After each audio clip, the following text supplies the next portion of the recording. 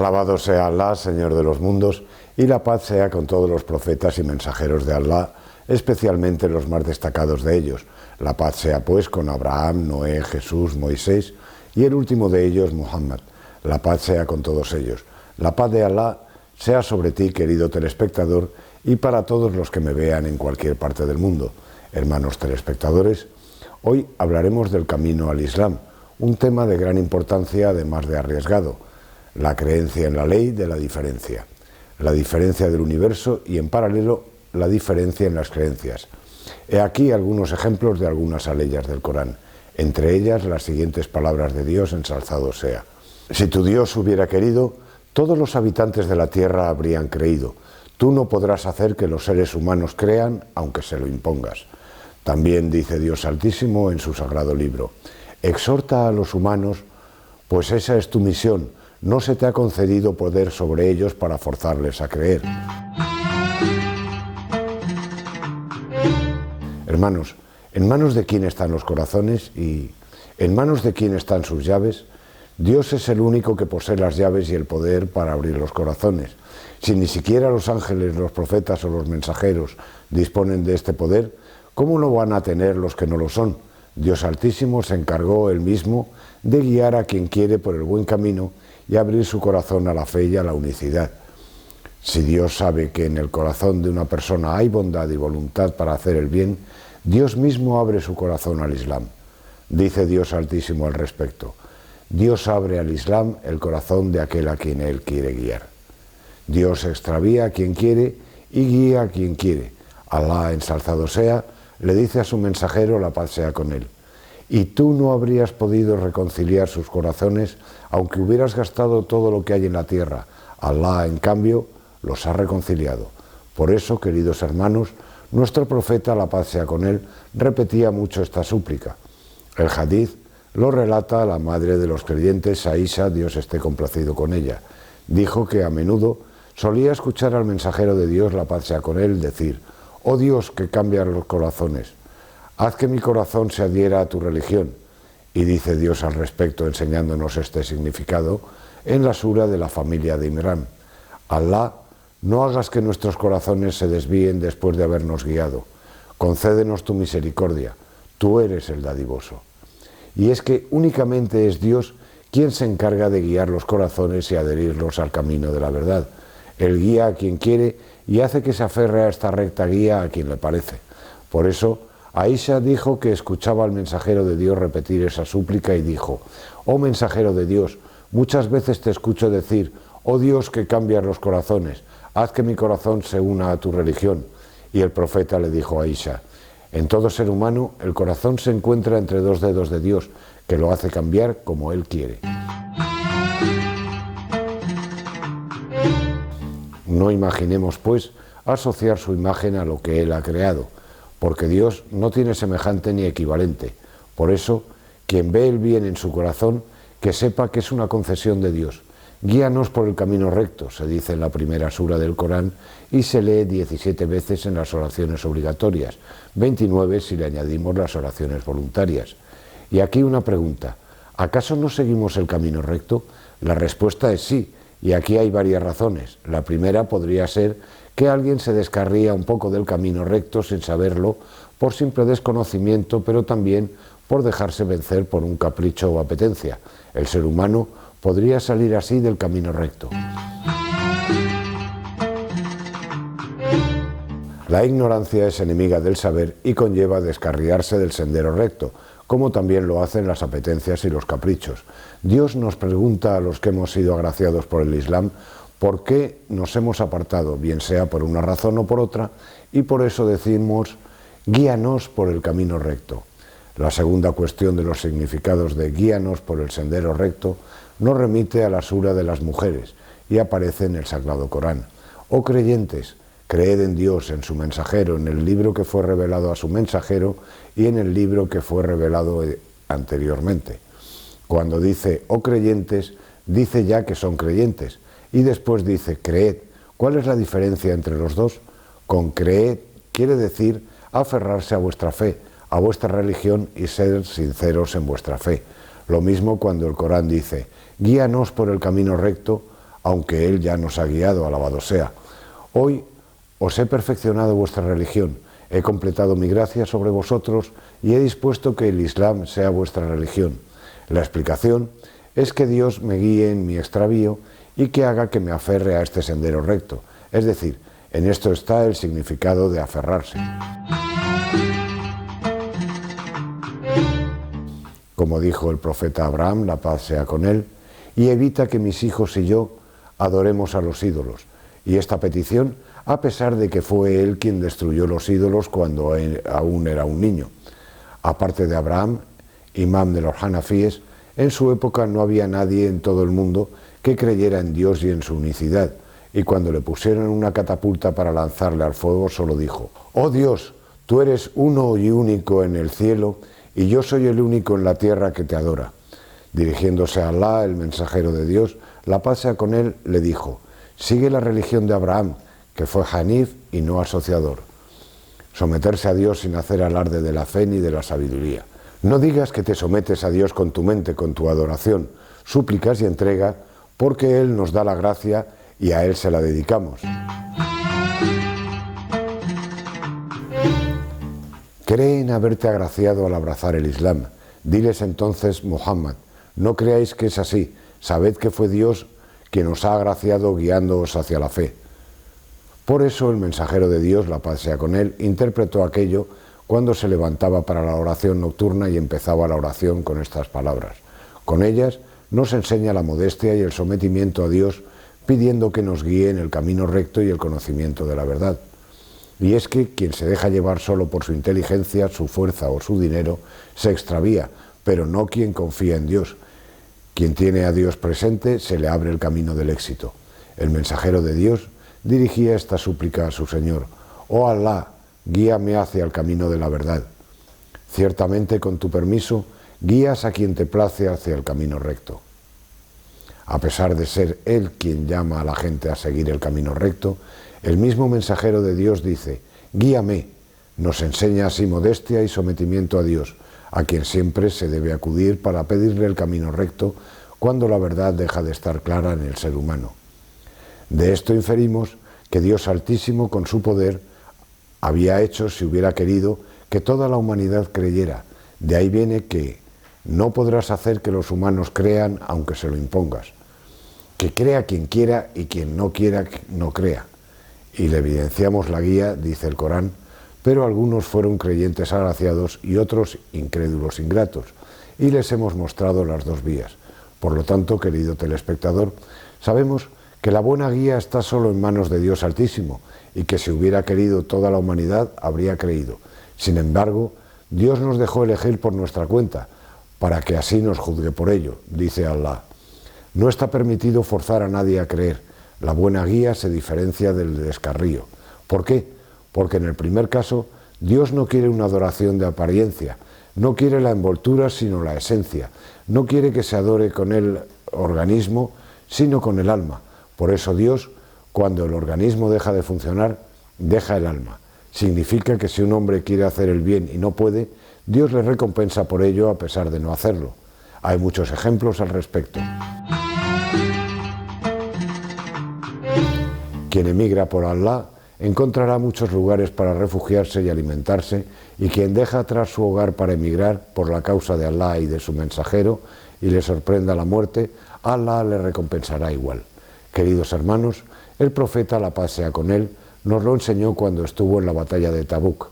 Dijo a sus compañeros cuando estaban en Tabuk: «En Medina hay hombres que, aunque han andado el camino y atravesado valles para luchar contra el enemigo, estaban con vosotros.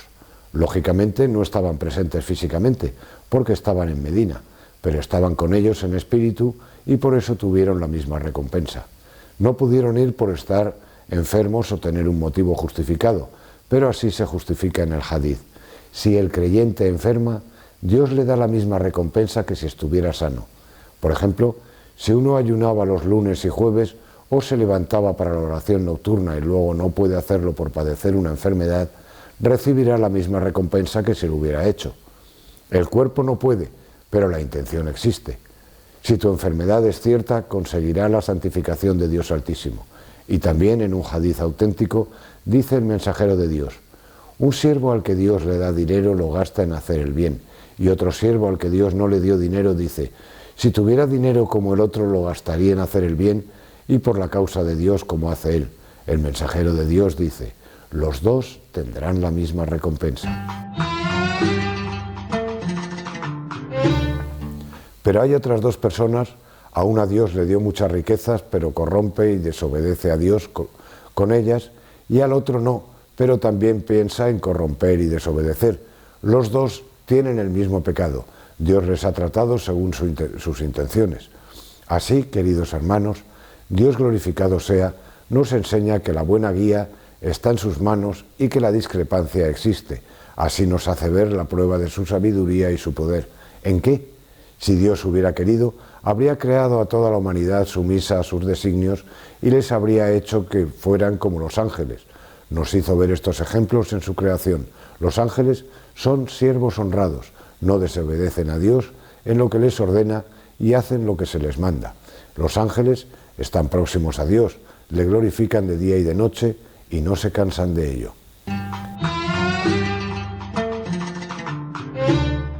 Dios nos hizo ver el ejemplo de una criatura que fue creada con instinto natural de obediencia.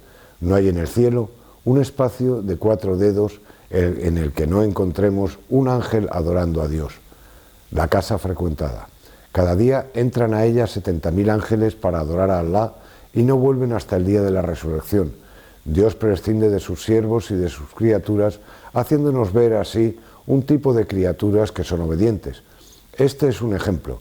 Si Dios nos quisiera así, nos habría creado con un instinto natural para ser como los ángeles. Sin embargo, Dios quiso que el ser humano sea otra cosa, otra categoría de adoración, una adoración de elección, con la existencia de placeres que incitan a la desobediencia, pero el creyente se enfrenta y lucha contra la incitación de Satanás para agradar a Dios. Y es aquí precisamente donde destaca el valor del creyente. Quien te haya temido comparecer ante su Dios y preservado su alma de seguir sus pasiones, el paraíso será su morada. Esta es una categoría. La segunda es la de los demonios, Iblis y su descendencia, que representan el mal.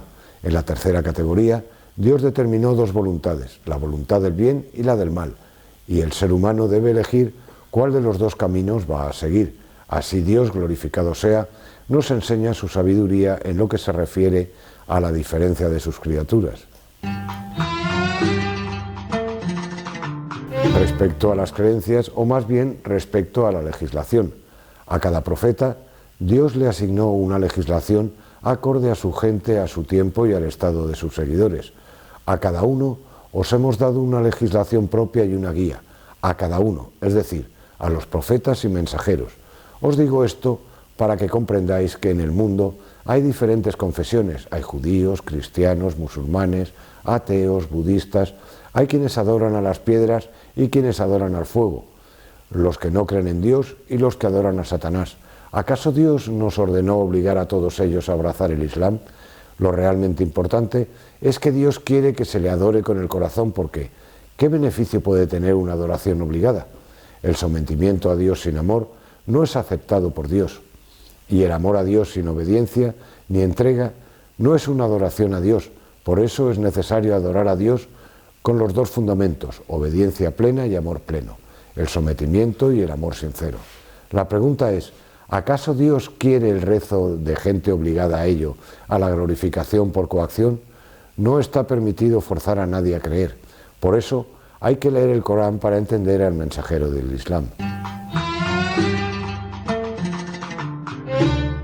El Islam no conquistó ningún territorio por la fuerza de la espada, sino que su objetivo es difundir su luz para conquistar los corazones. El Islam tiene la misión de iluminar a la gente para que conozca la luz divina.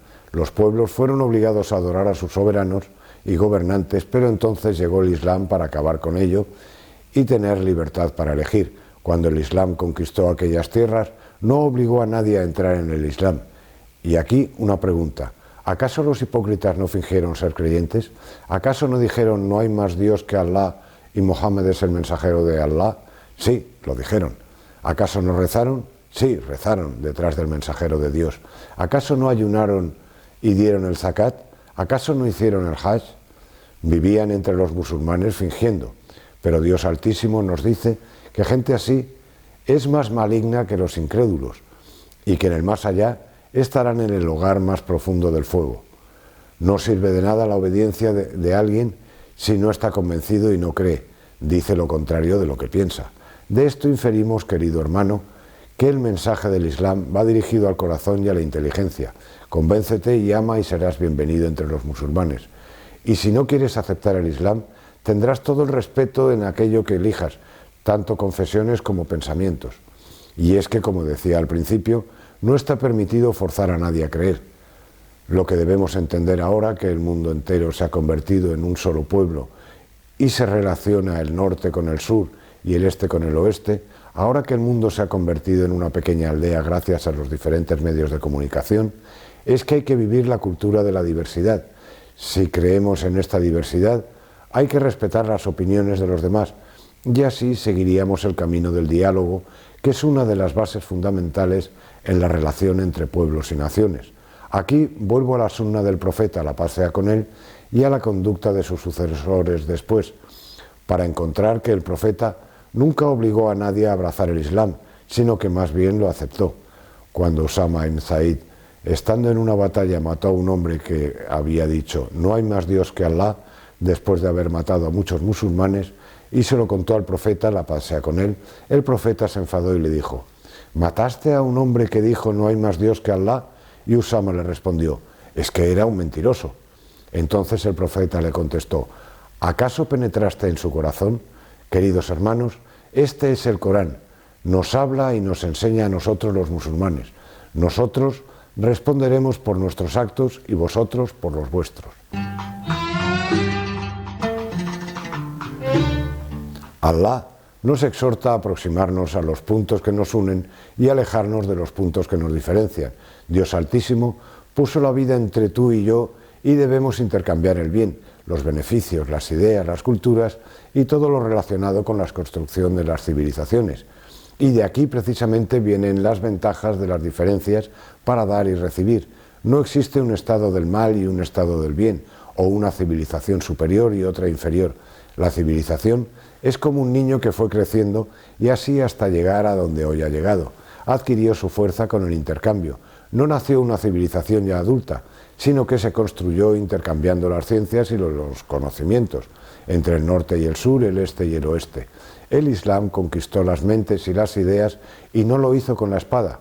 Es la mejor manera de respetar opiniones diferentes y comprender la ventaja de las diferencias. Cada cual obra a su modo, por eso debemos ayudarnos en el bien en esta vida y dejar que Dios se ocupe de nuestras diferencias el día de la resurrección. Dice Dios, ensalzado sea, el día de la resurrección Dios fallará acerca de los creyentes, los judíos, los sabeos, los cristianos, los adoradores del fuego y los idólatras. Dios es testigo de todo. Y hasta aquí hemos llegado por hoy. Os dejo en manos de Dios, pidiéndole que nos beneficie a todos con lo que decimos y con lo que escuchamos. La paz y la misericordia de Dios sea con todos vosotros.